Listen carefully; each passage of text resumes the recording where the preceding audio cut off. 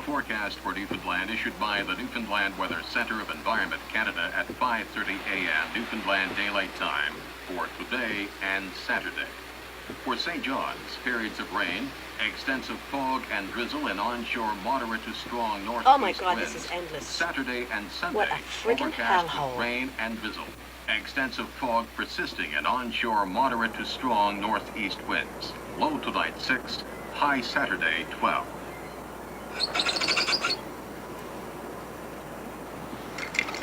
Now the wind starts blowing, you see him chap wood. Okay? Thank you very much. Okay, go ahead. Shut up, Mike.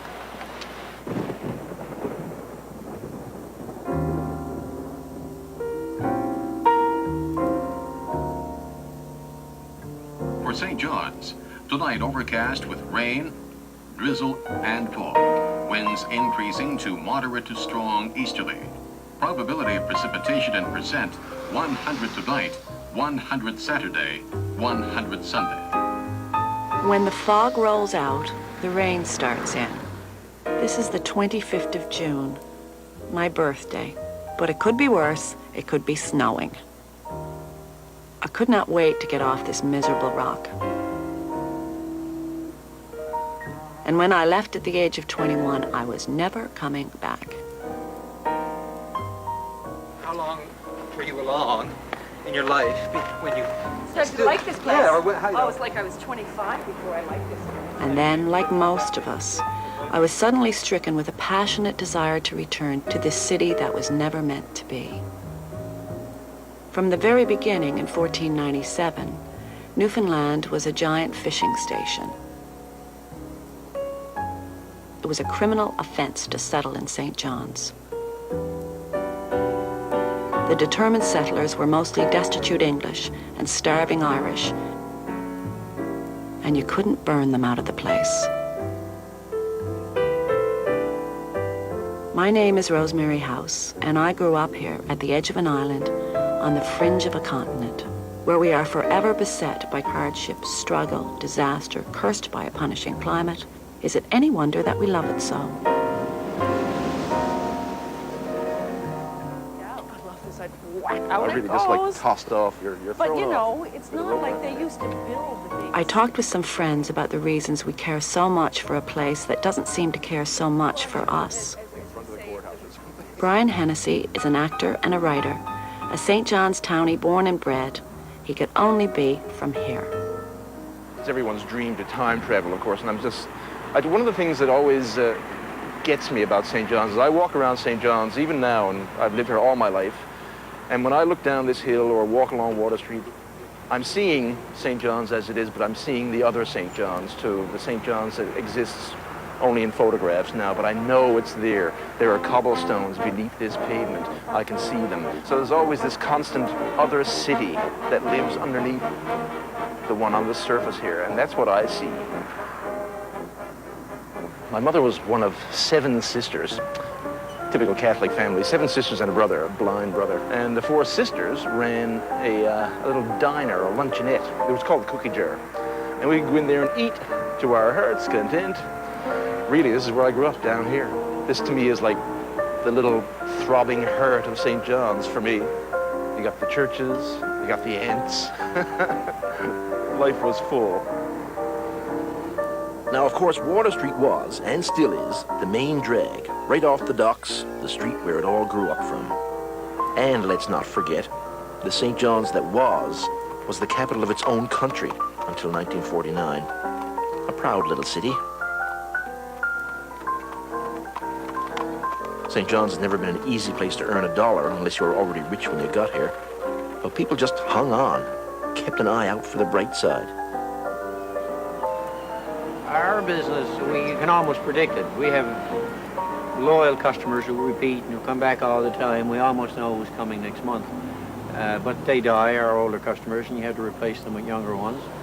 We're O'Brien's Music Store. My name is Roy O'Brien. I was born and raised here on Water Street. I've been here every day of my life, and my dad before me. And he raised 6 children here. We all love Water Street. My mom still lives upstairs. Yeah. Really? You live upstairs in this building? Yes, we do. Well, who knew? Yeah.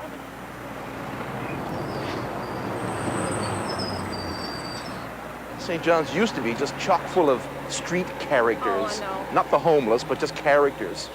Used to be around all the time. There was guys like Dickie McGee and Trotters McCarthy and Count de Courcy. Oh, Count de Courcy, Count de right, Courcy. great And, name, But yeah. when I was growing up, when I was a little kid, the one that you always had to watch out for, that you were always warned about, was Silly Willie. I Silly remember Willie? him, yeah. Well, when I was about 5 or 6, there was a store over here.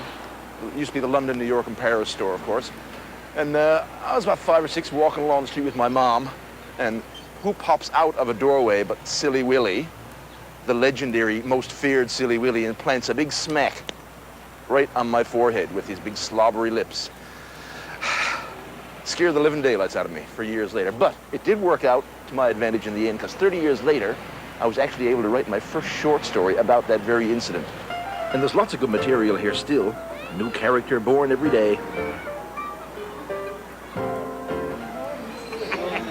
I don't let you count because you might work for the Internal Revenue Service.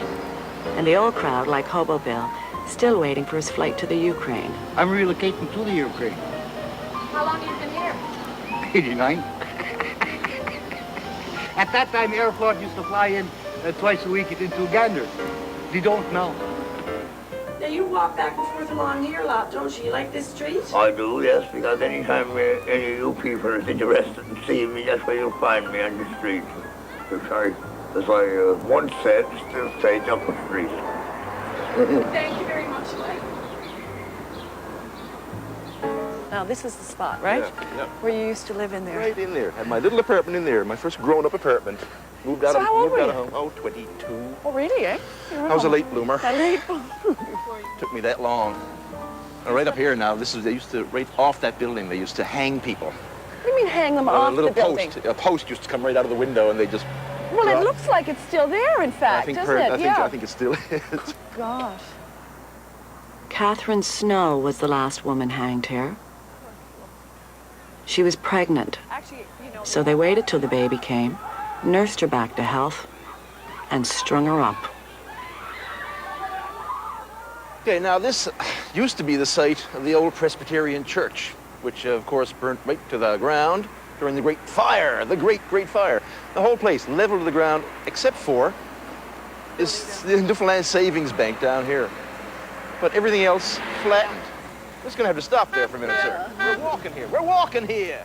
And this is, of course, Fever's Lane, the last remaining fragment of the oldest continuous laneway in North America, I'd say. But the soldiers from Fort William, over where the hotel is now, used to trace a continuous route right across town, kind of deke up through here, come up this lane, and come out at the bottom of Garrison Hill. There used to be another tavern right over here for the soldiers up at the top of the other fort. Eh? right on. And they'd meet here and booze it up, I suppose. Yet another tavern. It's a drinking town, Rosemary. In 1700, there were 42 houses in St. John's and 46 taverns. Quite the lively spot from the earliest years. Then there were the wars. The French, the Dutch, the English battled over the place until 1762, when the Brits won for good. A commanding officer was reprimanded for dancing naked in the street with drunks and whores on Sundays. You don't see much of that anymore. The place was ripe for religion. One despairing cleric called it a howling moral wilderness. Bishop Fleming tried to stop merchants from paying children in tots of rum. Too many drunken youngsters staggering round the street.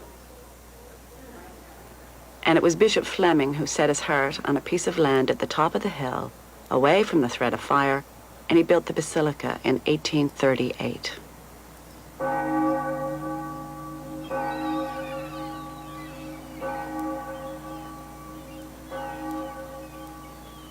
They ended up with this huge, fabulous piece of real estate in the middle of St. John's, with the basilica on it, and Mercy Convent here, Presentation Convent over there. And on the other Andy side, Jones is a writer and an actor, and like the city itself, he grew up under the influence of these great gray towers. The fact that the church had its hands on all the art that we were involved in. So like music was the sacred music of the church, and architecture was the physical art, and there's paintings and statues, and then the theater was the ceremonies of the Mass and ceremonies of Holy Week and so on. And there was also that feeling that somehow, because you were part of the Catholic Church, and because we're in this incredible place here, that you had somehow had a connection with Rome. In a sense, you owned a little part of that because you were Catholic. I figure that I had much the same education that Chaucer had. I'm sure, you know, that same worldview. And because the church, because the Christian Brothers ran every classroom, and the nuns ran all the classrooms for the girls, that even when you're doing math class, you were dealing with religious issues all the time, you know. I mean, number of angels on a head of a pin type math questions. I was in grade 8 and I was in the altar boys. I used to serve Mass here, of course, and get involved in the bigger ceremonies that were happening during Easter week and stuff. And in fact, I used to serve Mass in the side altar. I remember serving 6:15 Mass down there on Sunday morning sometimes. So I can remember the idea of getting up at like 5 o'clock, I guess, in the morning, and walking across St. John's in a bitter, cold winter morning, and getting here to serve Mass. And there'd probably only be 3 or 4 very holy people who are actually in the church. It was the holiest time I've ever felt in my life.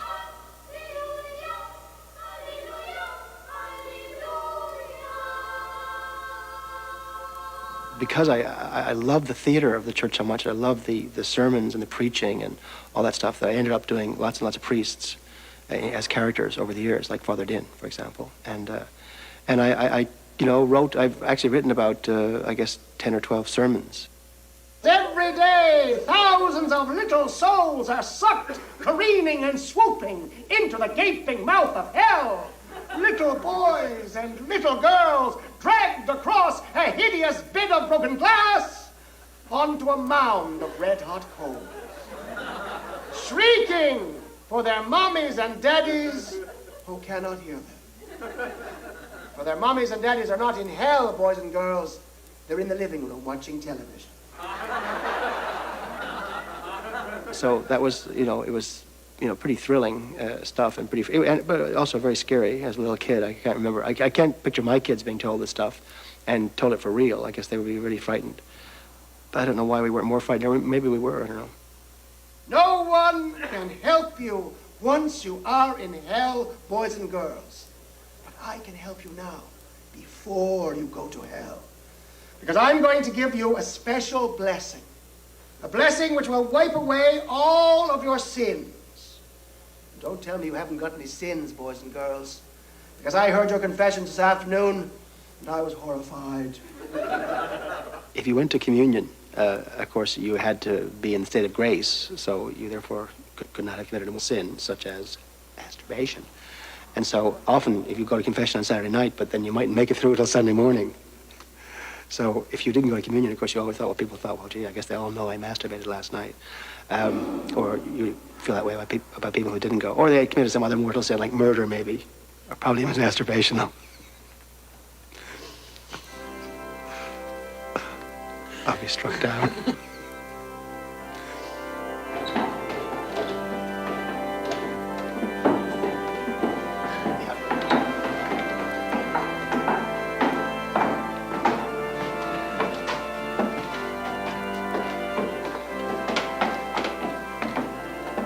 The priests were very dramatic and quite effective in these sermons that they gave, of course. And like, for example, the idea of eternity. And of course, once you died and went to hell, of course, that was it. It was like you were in hell for eternity, right? So the priest would give you some idea of how long eternity was for little boys sitting in the church, right? And it was like, and the image that I remember being used was that if the earth were a great steel ball, and once every billion years, a dove flew past and rubbed its wing against this steel ball. By the time that steel ball was completely rubbed away, that would just be the first second of eternity. You know, it's like your little kid is sitting there listening to that and thinking, you know, I'm never going to commit a mortal sin. And yet you did, though, eh? I never did personally, but other people did. I know, yeah. I've heard it.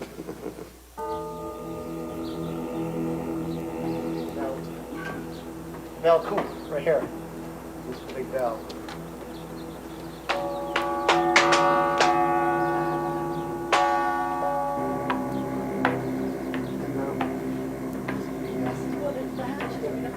right up there.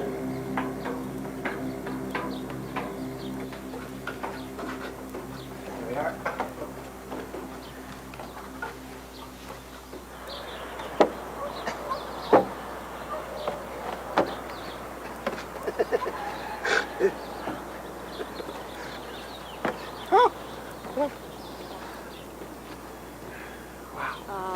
It's Incredible, eh?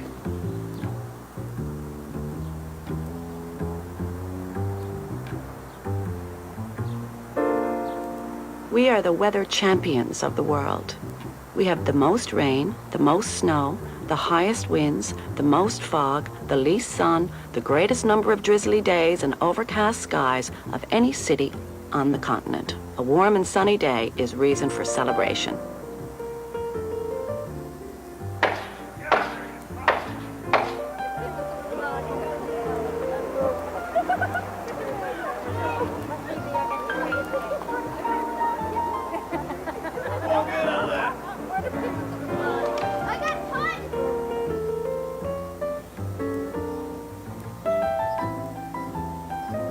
The forecast for Newfoundland issued by the Newfoundland Weather Center at 4 p.m. For St. John's, tonight, rain beginning this evening, occasional drizzle and fog.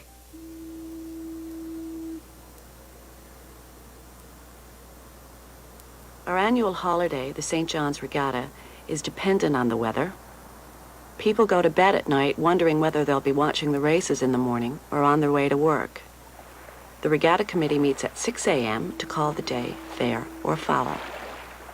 This day was called fair.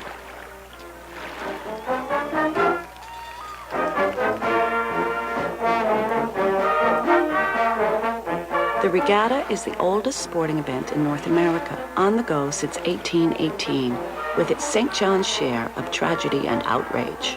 In 1844, one Janie Flowers was arrested in the midst of carny booths and fortune wheels when a fight erupted and she struck a man who fell down dead. But Janie didn't hang. The judge declared her innocent.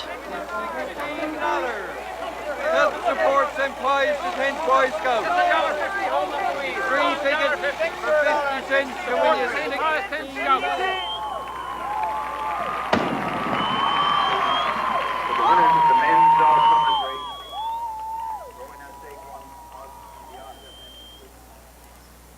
And he was up in the upstairs window. Yeah. And he had the gun pointed out the window, and he shot this guy in the arse with a BB pellet.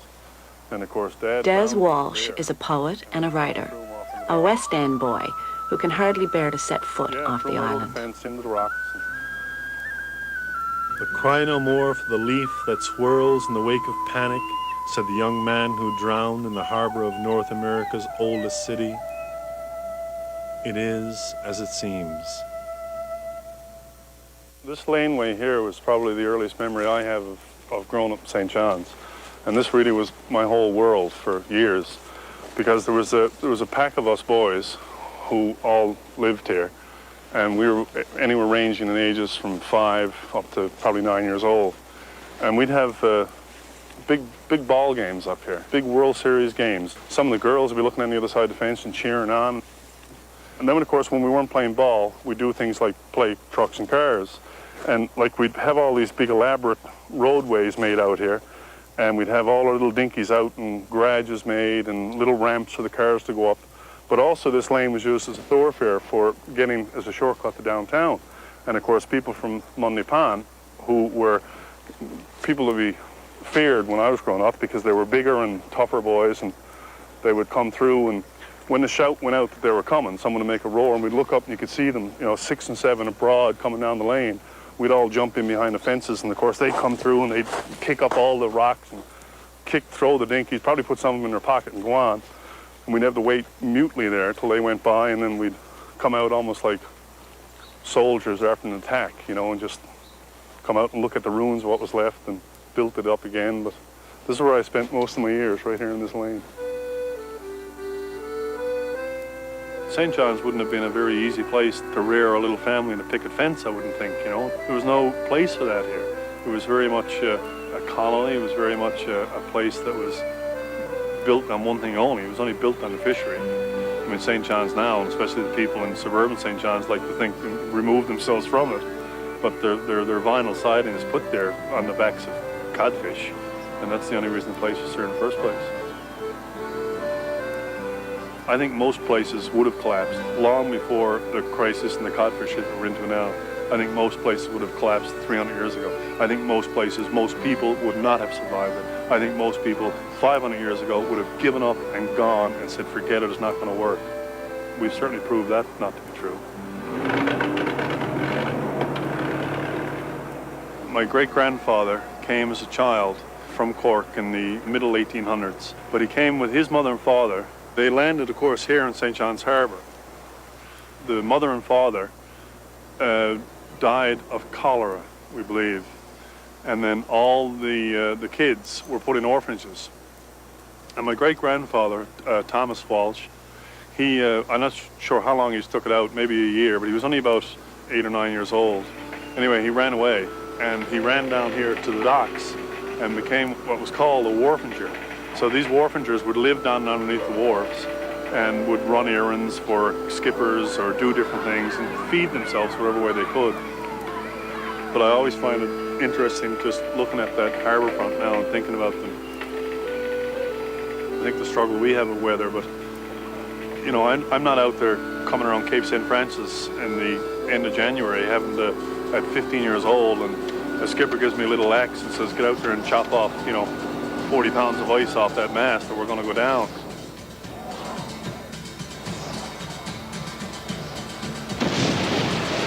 Disasters, again, are repeated throughout our history.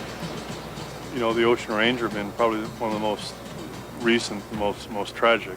I knew people that were on that rig, and I can remember that day leading up to it. I can remember what the weather was like. I can remember going out the house and going up the road just a few hundred feet, but the coldness, I could feel the coldness in my lungs. It was like the air was freezing in little particles inside my lungs, and it was so bitter cold. And then, of course, the next day is when we woke up and heard this news that the rig had capsized.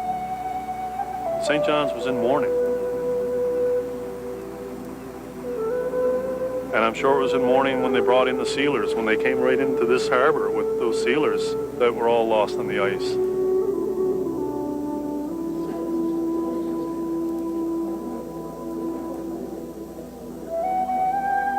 Drowning. The fire, the Knights of Columbus fire, I mean, disaster after disaster after disaster. When St. John's isn't being rained on, the place is catching fire. It's a city of wood that kept burning down from the beginning, throwing the people into destitution every time. There were 3 great fires in the 1800s, and the last was the worst. In 1892, the city burnt to the ground. They nearly had the Anglican Cathedral completed, and it fell before the flames.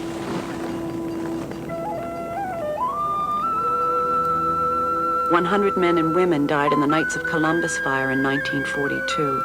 And then 50 years later, in 1992, fire broke out again in exactly the same spot. Where's that fire engine going? Could be my house, could be yours. Disaster after disaster. We've been dealing with it ever since we all first came here. You don't get used to it, but it is just one more layer you put on you, one more layer to protect yourself from having to live here.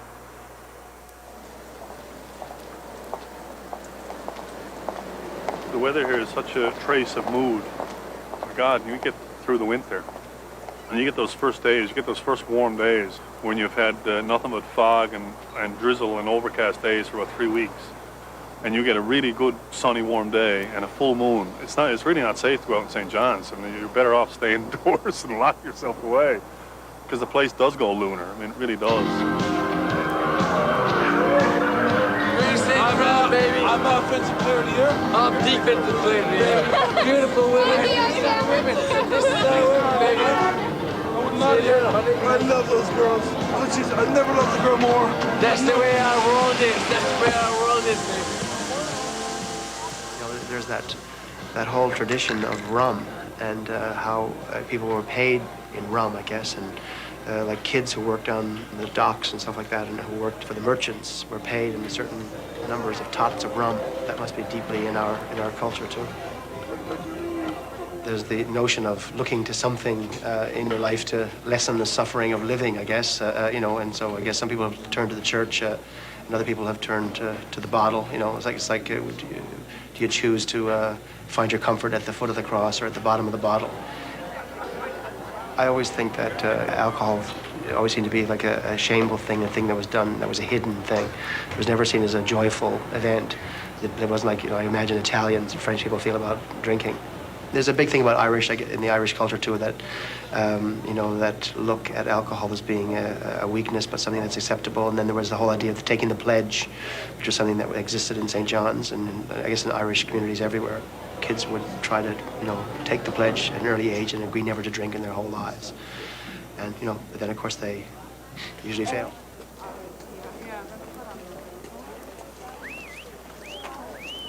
It's all about a maiden, both young and fair, went out one evening to take the air. She met a sailor all on the way, and she paid attention, and she paid attention to hear what he might say.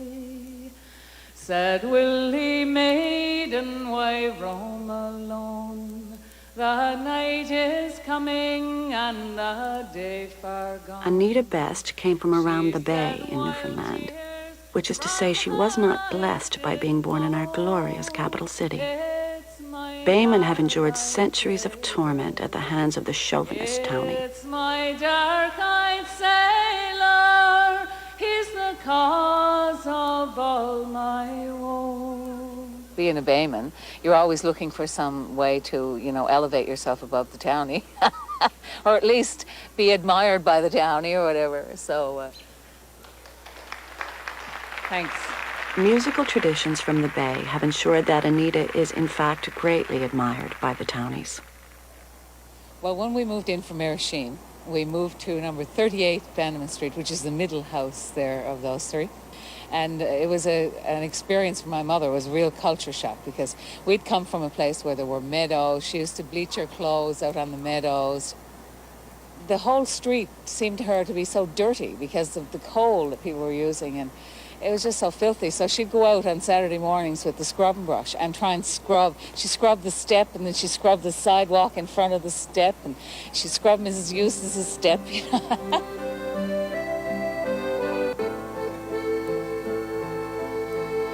I grew to really love St. John's. I know, like, Baymen are not supposed to love St. John's, but I grew to love it. I mean, I really do. I love walking around in it, love the alleys and all those queer little places, and I love the way the people are now.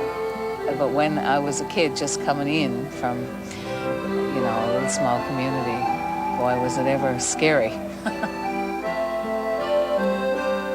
I remember the first day I went into the classroom, I had on a blue nylon dress with a pair of snow pants underneath, because it was in the winter time. It was in January when we moved in here, and that was completely not in fashion. I could hear the other girls in the cloakroom, the other little girls, and they pointing at me and sort of snickering and stuff like that, and I said, well, I got to get rid of this. I didn't know whether it was the snow pants or the dress. You know, every time you opened your mouth to say something, someone would laugh, and it was because you had a different accent from them, yeah, in here. And not that the St. John's accent is like an Oxford accent or anything. Do it again. Do it again. Do it again.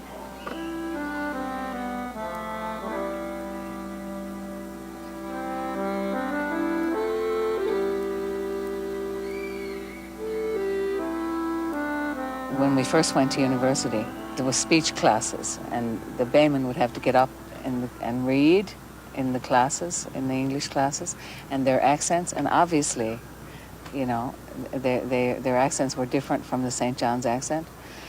And you had these professors getting them to read 18th century English.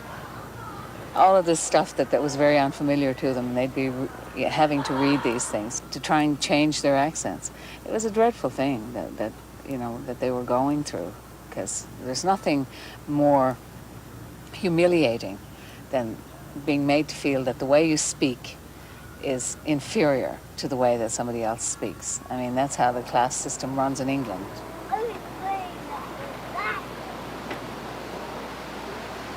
This street here, where the little houses joined together and all down in this whole area, was a working class area. And then you came up here to Military Road, and that was the dividing line. Just beyond Military Road is Circular Road, and that's all the big mansions and huge big houses with 15 rooms in them and stuff like that. Around the bay there wasn't, pretty well everybody had the same kind of houses, you had the same fishing stages and stores and stuff like that. And in here, everything was like there was a whole pile of rich people living, and then a whole pile of poor people as well. It's kind of interesting. We come up here and you look down and you see like the massive trees all over the city is just amazing, and circular road houses, and the details on the doors and the stained glass windows and the porches. And you thought to yourself, well, who lives there, And then, of course, my mother had been a servant girl. She'd, worked as a servant girl for the merchants. And she knew all about what went on in those houses. From the working class point of view, there was always a sort of resentment there. The St. John's merchants were among the most vociferous opponents of Confederation with Canada. Why spoil a good thing? As business boomed on the waterfront, they had built rambling wooden palaces. But the grandest home of all wasn't owned by the merchants. It was Government House, the seat of British colonial rule. It was built in 1827 by Sir Thomas Cochrane, who replied to complaints about the scale of the place by saying that larger rooms were necessary in a climate where you have to stay indoors all the time. We always felt, well, that was the Queen's property or something. The Queen was associated with it, and to us, as coming in from around the bay, it seemed like a castle. It was like a castle.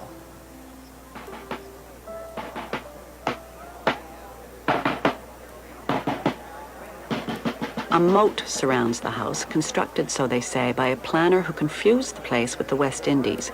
He was trying to keep out the snakes. There are, in fact, no snakes of any kind in Newfoundland. Since Confederation, Government House has been the residence of the Lieutenant Governor, currently a bayman, by the way, who now finds the moat useful as a barbecue pit. I came down to congratulate you and tell you what a good job. Thank you very much. How long have you been here? Here in St. John's since 1968, Oh, a long which is time. 30 years. 30 years, Really, yeah. nothing unusual. You think that this is, well, it's a pleasant place, fresh air, fresh water, lots of interesting things. And it's a historic place, and it's going to be appreciated for the future. More history, the better. Thank you very much. Thank you very much. lovely. I can assure you there was one. This summer particularly, we've had more here. Even tonight now I'm addressing about 500 optometrists. And Sunday night we had about 600 planners from across the world. So I enjoy welcoming all of these tourists and these visitors, who, by the way, are extremely complimentary about St. John's. The grounds of Government House are now open to all citizens of St. John's.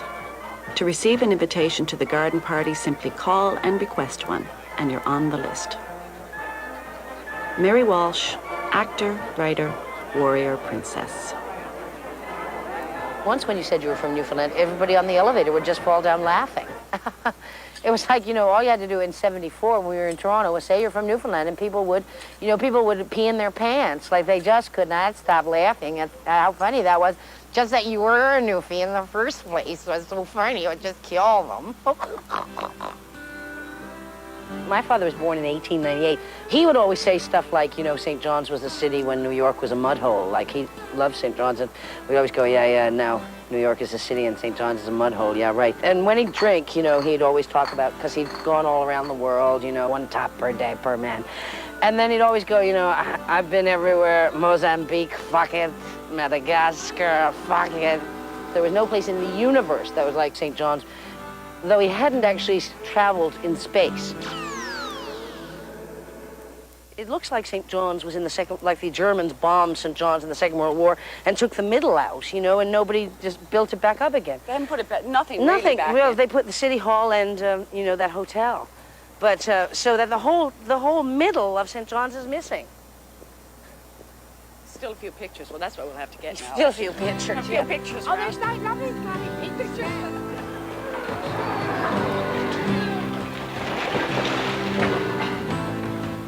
The center of town got gutted in about, I guess, 1963, I think, is when I was about 11. There used to be a warren of neighborhoods and streets, Lime Street, Tank Lane. Of course, we went down Lime Street, but Lime Street went down further. You know, like all the streets that come down here used to go down there. I just remember, like, all these people lived there, like the Holy Man. There was this man who had a shaking hand, and he was called the Holy Man because he was in church all the time, and Silly Willie lived here, and it was just like all these people. And I guess it was some kind of social engineering kind of thing where they thought that if you could wipe out the center of town, which seemed to be the center of whatever kind of 19th century kind of idea of St. John's, that somehow or other we would, you know, move exultantly into the 21st or the 20th century.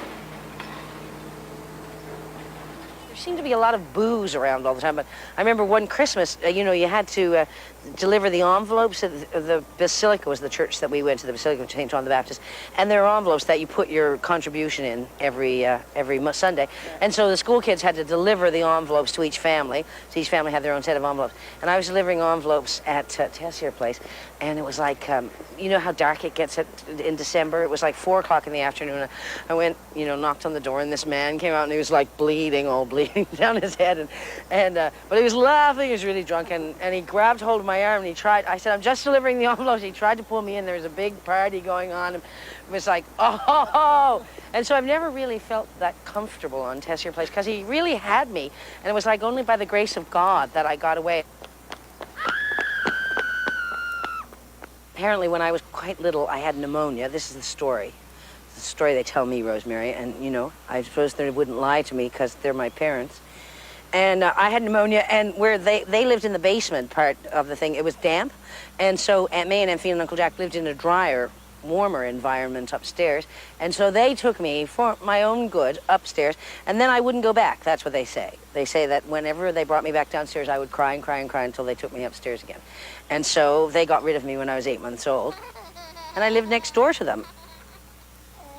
I was them, and I was them. So, you know, and them, the crowd, my own, very own crowd, they didn't like Aunt May and Aunt Fina and Uncle Jack either. And Aunt Fina was always sending down pies, and I was always having to deliver them, and they were always old pies. They were always pies that, you know, we had decided we weren't going to eat because she baked them 4 days ago. She was always sending them down to the poor, my family, and they were always going, Jesus, she couldn't let it get any older, could she? Or I was always like kind of, I wasn't sure where my loyalties lay all the time, but I figured I better just stick with upstairs. When I was a little girl, this was here. And see, it went to here, and this is where the house was here. The house is there. And then there's another path there where the house was there. But over there, that was number 7 and number 9. That's where we lived. Like my best friends, Tishy and Boopy, they lived up there. You know, I'm so old that they came to my birthday party once, and they had pants on, and it was like, the shock. I almost went out with the shock because nobody, like little girls, didn't wear pants, and definitely not to a birthday party. And on the back of us, there was Crotty's taxi, who killed my brother, but he didn't really. But Boopy Breen ran up over the street one day and said, "Mr. Crotty killed Greg," and so we all ran down, and he'd actually just knocked him down. But and this was Laundry Lane, and so we played over here, you know, alleys and mots and all that, all the time, and whatever you played, Flashlight. No, Spotlight, was it? Yeah, Spotlight. And so it was you know, it was almost pastoral in a way, and it sort of was put a lie to that whole notion that, of course, they had to burn out the horrible slum that we all lived in. Aunt May had a really good friend, and whose brother, they owned Theatre Pharmacy, so we always dealt with Theatre Pharmacy. And of course, that's Theatre Hill, where you know, and what's called that? Theatre Hill is Queen's Road, yeah. But that part of Queen's Road was called Theatre Hill. Yeah. And so I think that it's really weird to be living on Pennywell Road in a way, because I sort of want to live downtown all the time. It's like, because I always lived downtown, so I feel like I'm cut off, uptown, yeah.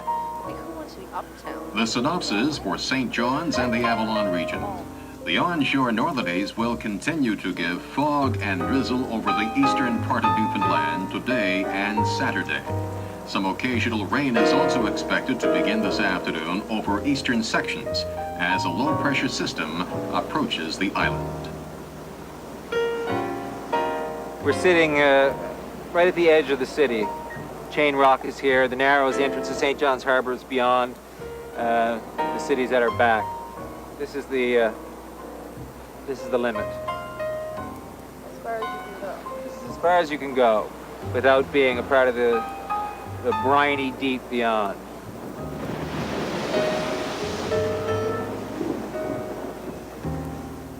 I can only account for those people that settled here on punishment of death, I guess, in some cases. The only thing to account for it is what they must have been running from, which must have been unimaginably horrible. For this to become some sort of sanctuary or paradise, God knows what those people left. Ed Rich is a writer and a novelist. His family started out here at the edge of a city, on the edge of the world. We are on the side of Signal Hill. Beneath us lies the battery, composed of the top battery, the top middle battery, the middle battery, Fort Waldegrave, Powder House Hill, and the outer battery, which is the Rich family seat. People first came here, I guess, this close to a cliffside because of its proximity to the ocean and its bounty, just right there, just beyond that hill. And the City of Dreams in the background.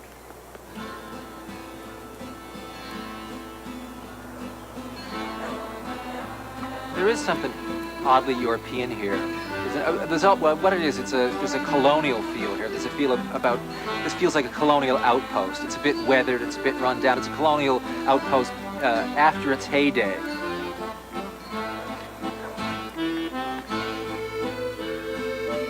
When you're in Toronto, well, certainly Montreal, in New York, you realize I come from a place that somehow, it's a little bit out of time.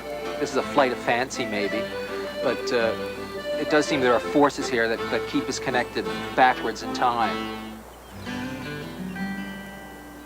This is the Rich quarter of the Outer Battery.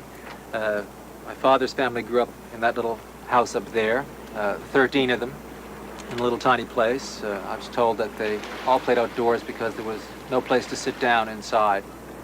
Now in my father's house, there's a lawyer from the prairies and a doctor. Until very recently, another doctor from the mainland lived in my Uncle Eric's place, and I hear he's left recently because of a feud over a dog. I don't really retain a lot of this old Newfoundland connection to, you know, the fishery or the ocean or that way of life. I'm a middle-class kid. I grew up in the suburbs, but what it is that I get from this place, I really can't identify it. We're not part of the commercial maw that's fueling this globalization thing, you know. It's not glamorous to live here, certainly. You know, you still have a struggle getting a head of lettuce at certain times of the year.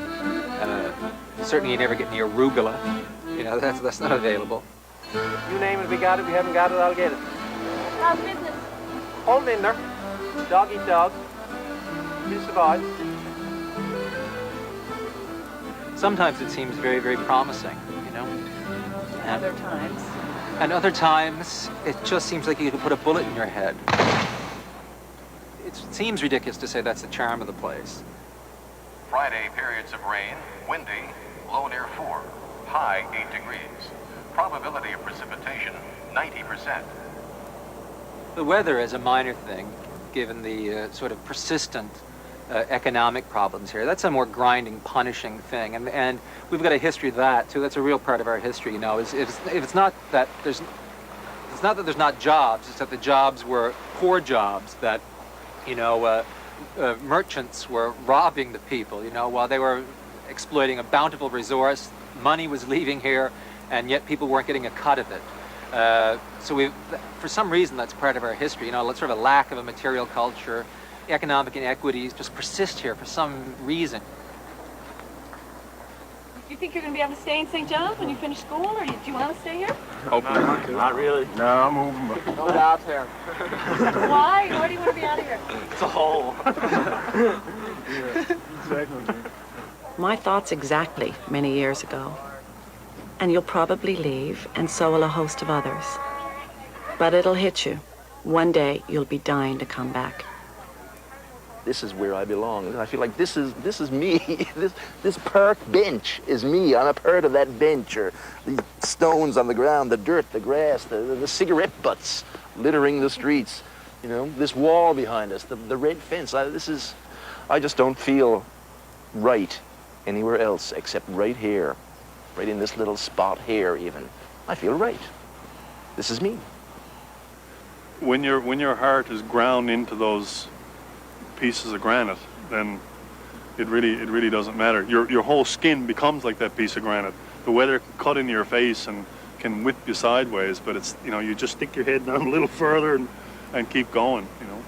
Why people keep believing this place, keep loving this place so passionately, is in the end, I think, a mystery to me, because, and as are most passions, you know. If you could explain a relationship and you understood its mechanics, it wouldn't be an affair of the heart.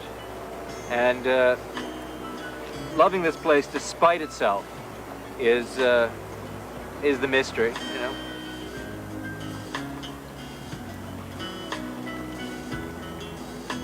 Well, the harbor lights are neon, and the evening is still dark, and the seagulls are all dreaming seagull dreams on Amherst Rock, and the mist is slowly drifting as the storefront lights go dim, and the moon is gently lifting as the last ship's coming in, and all the sailors got a story. Some are true, some are false, but they're always right, and they're up on the deck and dancing the St. John's waltz.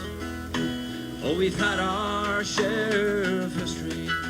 We've seen nations come and go, and we've seen battles rage over land and stage 400 years or more, for glory or for freedom, or for country or for king, or for money or fame.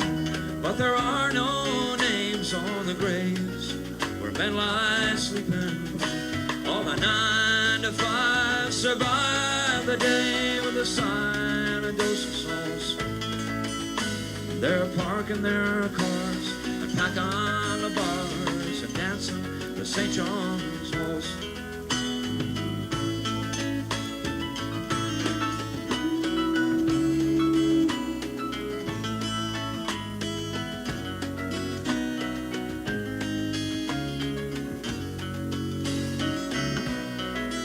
Oh, my heart is on the highway, and I'm sold on what to see.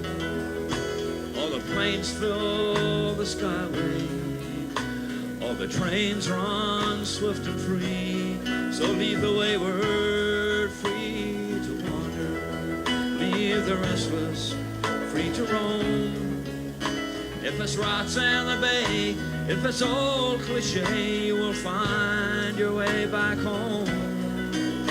Don't question or inquire what's been gained, what's been lost. In a world of romance, don't miss out on the chance to be dancing the St. John's waltz.